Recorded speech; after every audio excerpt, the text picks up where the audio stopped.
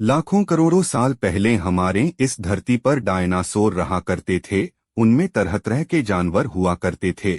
लेकिन यहाँ बात हो रही है चार्ली की, जिसका गर्दन बहुत लंबा था।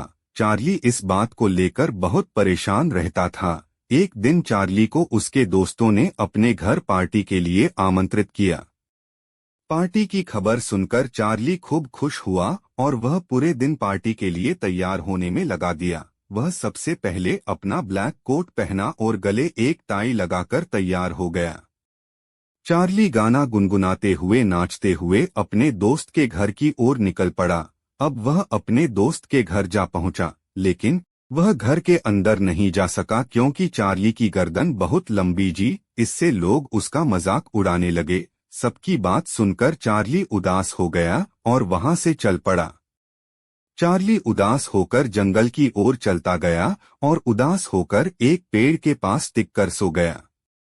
सुबह का समय हो चला था और सूरज की किरणें चार्ली के आंखों पर पड़ने लगी। इस वजह से उसकी नींद खुल गई। नींद से उठते ही उसे रोने की आवाज सुनाई देने लगी। रोने की आवाज सुनकर वह इधर उधर देखने लगा, लेकिन उसे रोता हुआ दिखाई नहीं दिया। चार्ली ने आवाज लगाई, कौन है जो रो रहा है? ये मैं हूं, मुझे हर दिन इस तरह से रोना पड़ता है। लेकिन तुम हो कौन, मुझे दिखाई क्यों नहीं दे रहे? चार्ली ने फिर सवाल पूछा। फिर उस आवाज ने कहा कि यहाँ नीचे देखो, यहाँ। फिर चार्ली ने नीचे देखा और उसने देखा कि एक छोटा पौधा उससे बात कर रहा है। चार्ली ने उस पौधे से पूछा, आखिर तुम रो क्यों रहे हो? उस छोटे से पौधे ने कहा, मैं बहुत छोटा हूँ, सूरज की रोशनी मुझ तक नहीं पहुँचती, जिसके चलते मैं अपना खाना नहीं बना पाता। मेरे ऊपर बड़े बड़े पेड़ हैं, वह सूरज की रोशनी मुझ तक पहुँचने से रोक देते। इस वजह से मैं परेशान होकर रो रहा हूँ। अगर मुझे धूप की रोशनी ऐसे ही ना मिली तो मैं ठीक से बड़ा नहीं हो पाऊंगा। अब तुम बताओ कि मैं क्या करूं? मेरे अलावा भी ऐसे छोटे छोटे पेड़ हैं जिन्हें सूरज की रोशनी नहीं मिलती और इस वजह से वे लोग भी परेशान हैं। पौधे ने चार्ली से कहा। चार्ली बहुत देर तक सोचा कि आखिर ऐसा क्या किया जाए कि छोटे छोटे पौधों तक सूरज की रोशनी पहुंच जाए। बहुत देर तक सोचने के बाद उससे सोचा कि क्यों ना मैं इन बड़े बड़े पेड़ों के पत्तों को खा लूं, जिससे छोटे पौधों तक रोशनी पहुंच जाएगी।